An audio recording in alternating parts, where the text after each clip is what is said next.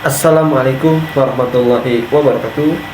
Bapak-bapak, ibu-ibu, akhirnya Ketua Robito Alawiyah Habib Taufik Assegaf berbicara ya tentang setelah kemarin debat ilmiah Pak Guru Gembul dengan Gus Wapi dan Pak Fikri Sihab ya. Dan di sini anehnya ya, Habib Taufik tidak menanggapi masalah nasab kemarin ya. Beliau malah menyampaikan seperti ini. Mohon nanti disimak ya. Dan nanti nih ada video detik-detik Gus Wapi yang mana ngotot dinasehatin Guru Gembul ya. Jadi seperti apa? Mohon disimak sampai akhir. Oke, bapak-bapak ibu. Kabiran an kabir, saya ini kayak turunan rambut ini mulai kakek moyang saya sampai Nabi Adam bagus gini nih. Kata malaikat, in kunta kadiban fasyarakallahu ila ma kunta. Kalau kamu bohong, mudah-mudahan kamu dikembalikan seperti semula. Lontrok rambutnya, brodol, kembali botak, bangkrut, sapinya banyak mati, kembali melarat. Wa atal a'ma, datang kepada si yang buta, yang udah menjadi terang matanya, kaya, kebanyak kambingnya. Datang malaikatnya fi surati wa yatih, persis seperti keadaan dia, si buta, dia buta, miskin. Faqala rajulun miskin, aku orang miskin. Wa ibnu sabil, orang yang terlantar di jalan. Inqata'at biyal hibal fi safari, udah nggak ada lagi bekal aku ini. Nggak punya apa-apa sekarang ini, aku dalam perjalanan. Fala balagha al-yawm illa billah thumma bik. Aku nggak punya bekal lagi, nggak ada yang bisa membantu aku kecuali Allah, kemudian kamu. Ya, komentar orang-orang yang kenal dengan beliau. Komentar orang-orang berarti subjektif kan? Begini Pak Gembul, kalau ilmiah itu harus semuanya dengan indrawi kapasitas kita ya, semua. Itulah ilmiah. Nah, tidak gitu Pak Gembul, gitu tidak. Makanya gini aja dulu. Referensi Pak Gembul bahwa ilmiah itu hanya dengan indrawi di mana? Bukan, ilmiah itu bukan hanya dengan indrawi. Ilmiah itu hal pertama yang diuji adalah yang bisa terbukti secara indrawi. Jadi misalkan gini. Jadi kita itu hanya bisa menguji sesuatu yang nyata, gak mungkin menguji sesuatu yang goib. Ya. Mimpi itu gak bisa kita jadikan sebagai pedoman karena tidak bisa diuji secara indrawi. Misalkan Gus Wafi menceritakan, semalam saya mimpi bertemu dengan Nabi. Boleh gak ngomong seperti itu? Boleh. Kemudian saya diwartakan seperti itu, boleh percaya juga boleh tidak. Tapi mau saya percaya atau tidak itu bukan pengetahuan saya, karena tidak ada metodologi khusus sampai sejauh ini yang bisa membuktikan apakah perkataan itu benar atau salah. Gitu kan?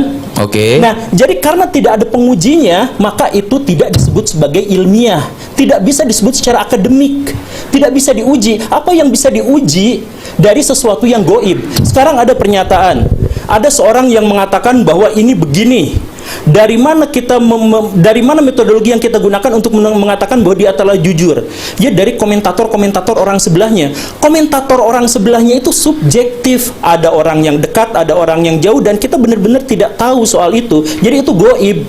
Nah ini jadi ini baru masalah dasar.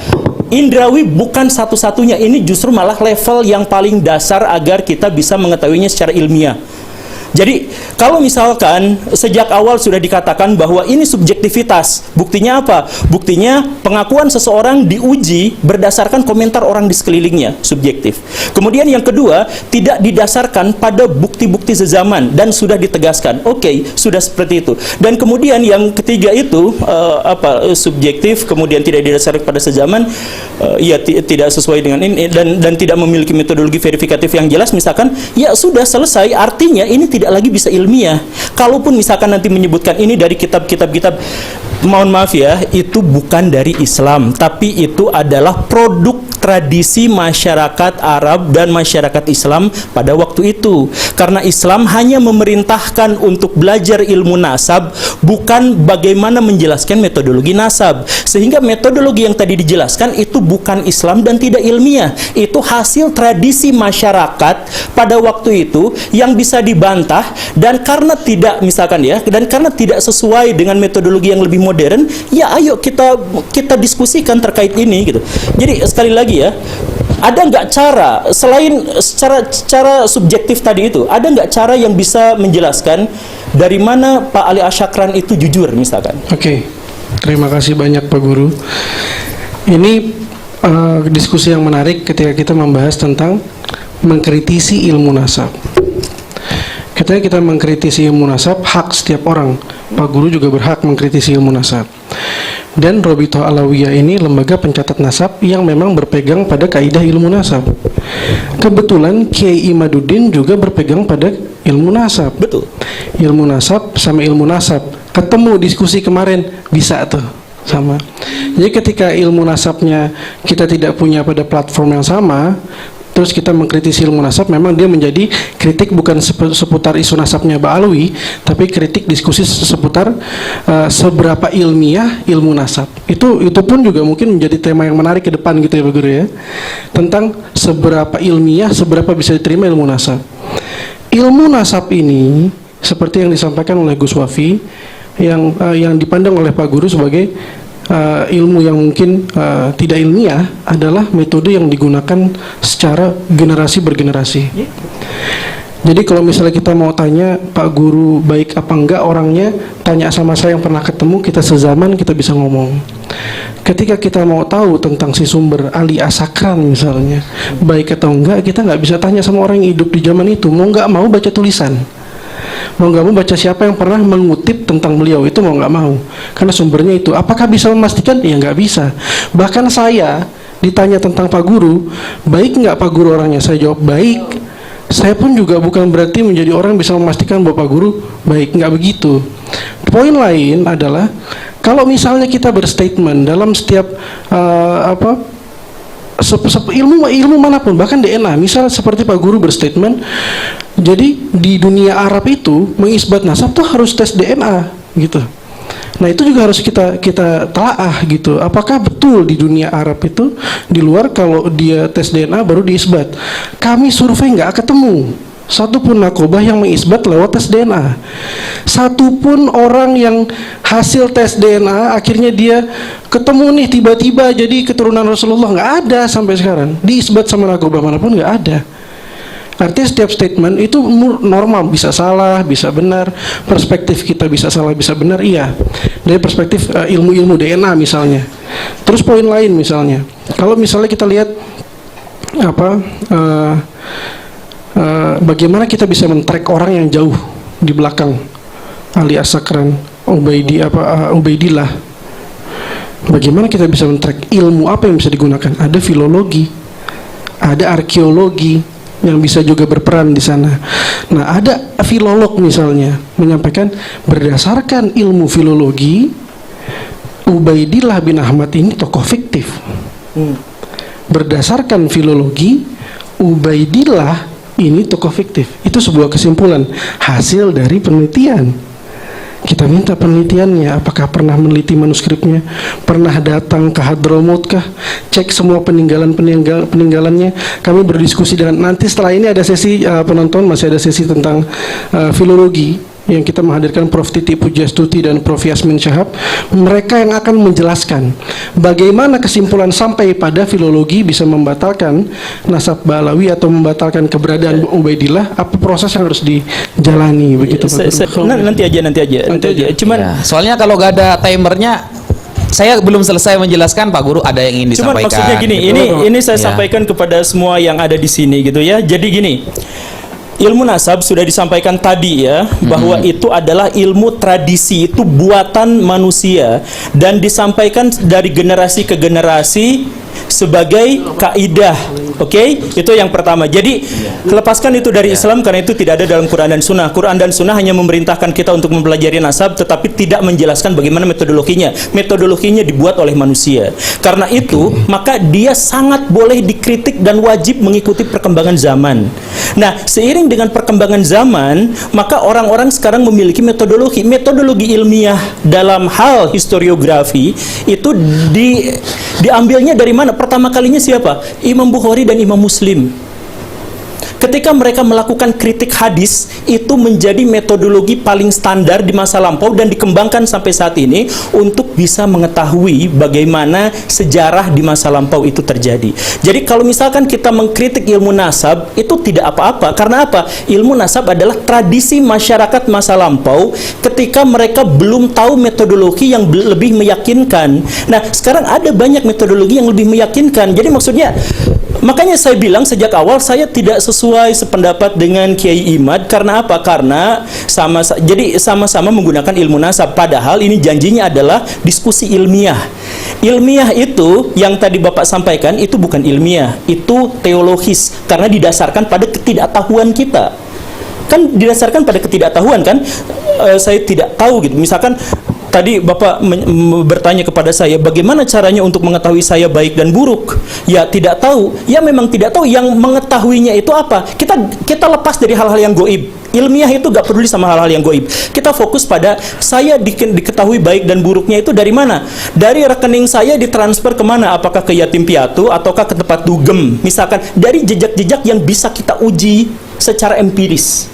Bukan, wah saya baik murah senyum, bukan seperti itu. Itu ya karakter saya, apakah saya menyumbang ini adalah ikhlas atau tidak, itu tidak di luar kaidah ilmiah. Kaidah ilmiah itu adalah yang mungkin bisa kita uji secara indrawi, level terdasarnya. Cuma bertanya dulu. Oh, belum selesai. Ya nggak apa-apa, sok aja. Iya, mau bertanya Pak Anu. Coba ilmiahkan kepada saya bagaimana Pak Gembul tahu bahwa selama ini Pak Gembul sholat Rasulullah benar-benar seperti itu prakteknya. Saya menemukan catatan dalam Bukhari dan Muslim. Oke. Anda tahu ilmu hadis dalam pencatatan Bukhari Muslim? Tidak. Nah, itulah karena di dalam pencatatan hadis Pak Gembul ya sangat erat harus dalam penulisan hadis, bahkan Imam Bukhari Muslim itu sangat ketat. Jadi yang dipandang pertama dalam ilmu hadis adalah kredibilitas orang yang meriwayatkan, Pak Guru, bukan tentang catatan dulu. Kalau kita seumpamanya kita bertanya gini, mana catatan tulisan asli Imam Bukhari di zaman Imam Bukhari sekarang? Karena tidak bisa ditunjukkan, berarti Imam Bukhari lepas, tidak pernah ngarang kitab hadis. Gak bisa seperti itu, Pak Guru. Ya bisa, jadi gini. Mungkin itu dulu ya pertanyaan saya. Coba ilmiahkan kepada saya bahwa Pak Guru selama ini sholat benar-benar seperti itu Rasulullah sholat. Saya jawab ya. Ya, ilmiahkan kepada saya. Saya coba. tidak sholat dengan gaya ilmiah. Gimana? Karena itu kepercayaan. Saya bilang kepercayaan dengan ilmu itu terpisah secara epistemologis. Jadi kalau saya percaya pada Tuhan, saya gak akan mencari-cari Tuhan. Ketika saya sholat, saya gak akan mencari-cari tentang studi ilmiah apakah sholat begini begitu. Itu didasarkan kepada kepercayaan saya kepada Imam Bukhari. Jadi itu adalah ranah kepercayaan. Nah, karena ini studinya adalah ilmiah, maka kita harus uji secara ilmiah gitu. Gitu kan? Pak Guru nggak salah. Iya, jadi beliau memiliki metode sendiri. Iya. Bukan metodologi sendiri. Ini silahkan cek manapun atau googling lah sekarang ya, googling yang dimaksud dengan metode ilmiah. Dan kalau misalkan tadi disebutkan dengan soal ini kan dapatnya dari Google, bukan gitu. Google itu gak pernah ngajarin manusia ya.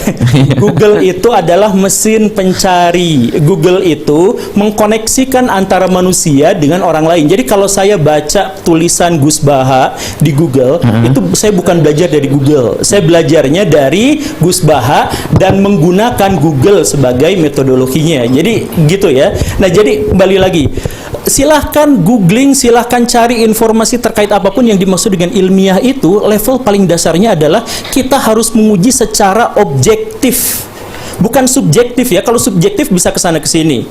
Jadi objektif itu yang dimaksud dengan objektif itu adalah sesuai objeknya. Jadi ini objek yang saya pegang. Ini objek yang saya pegang warnanya adalah putih. Betulkah? Tidak.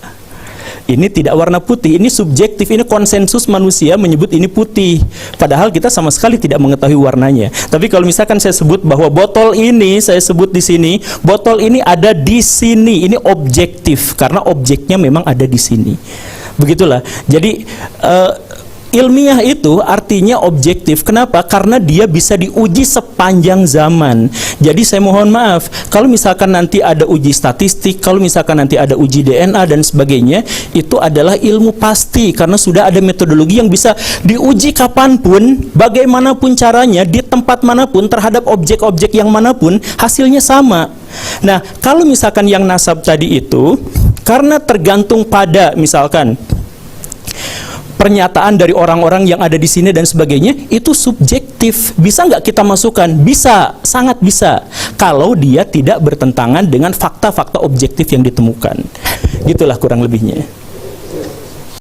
Oke, Bapak-bapak, Ibu-ibu, terbukti ya Habib Taufik tidak menanggapi debat masalah nasab yang kemarin antara Gus Wafi dengan Pak Guru Gembul ya. Yang mana di sini di ceramahnya Habib Taufik ya, setelah ya saya cek ya, tidak menanggapi masalah kemarin ya. Ya intinya ya nggak menanggapi aja gitu ya pernyataan dari debat ilmiah kemarin yang dilontarkan oleh Guru Gembul ya. Jadi ya di sini ya belum menemukan titik terang ya tentang diskusi kemarin. Intinya di sisi lain ya Kiai Haji Imadnya nggak ada, terus pihak ya ketua Robitonya juga nggak ada ya, bapak-bapak ibu. Jadi ya sepertinya belum menemukan titik terangnya ya. Mungkin nanti di sesi selanjutnya akan diadakan lagi ya, diskusi atau debat part keduanya ya. Oke, dan tadi juga ada Guru Gembul memberikan informasi kepada Gus Wafi ya, yang mana di sini Gus Wafi ya sama mempunyai statement beliau sendiri ya tentang ya nasab ini. Oke, bapak-bapak ibu, silakan dinilai ya kira-kira mana yang menurut paling pas di hati, apakah dari pihak Robito, Gus Wafi, Pak Habib Fikri Syihab, apakah dari Pak Guru Gembul. Tolong silakan di komentar ya, milih pas yang mana ya. Oke, bapak-bapak ibu, kita doakan Gus Wafi sehat selalu, Pak Guru Gembul juga sehat selalu, Pak Fikri Syihab sehat selalu, semua para habaib yang benar ya, yang lulus sehat selalu, Allah panjangkan umurnya, amin. Dan kiai-kiai Nusantara juga Allah panjangkan umurnya, amin. Oke, bapak-bapak ibu, itu video kali ini. Terima kasih, sampai berjumpa di next video. Assalamualaikum warahmatullahi wabarakatuh.